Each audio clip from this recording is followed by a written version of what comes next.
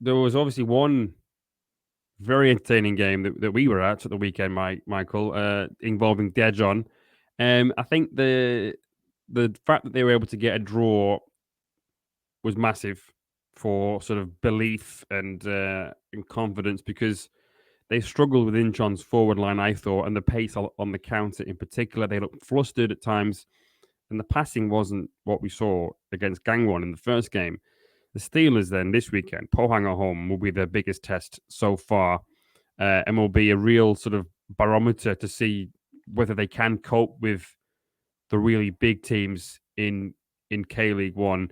But on the bright side for Daejeon, they've got Thiago who scored two already. Kim In-kyun looks at home in K League One with his pace that's frightening at times. He scored two, of course, came off the bench. Lee Jin-hyun, two assists already. No one's managed more assists so far after two rounds or one in each game than he has. Um, and if Daejeon can cut out the errors like we saw against Incheon, particularly with that first goal, um, then they should be all right. But as I said to you at the game, Michael, we'll have to see what happens after a defeat or two and how they respond to that, because there's probably going to be a spell of games where it's 4 or 5 matches without a win, 6 maybe.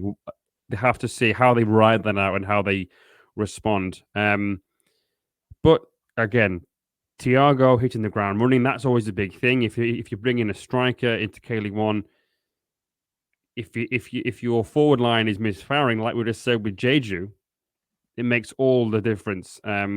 Ju Se-jong's injury, that's a big blow. He will be out, I think, until May. So I've read. Obviously, he's got a fractured eye socket.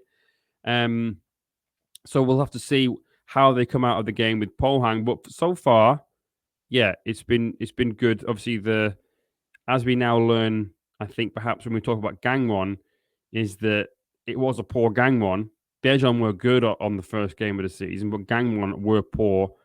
And Incheon, they kind of found it difficult to cope with pace in behind.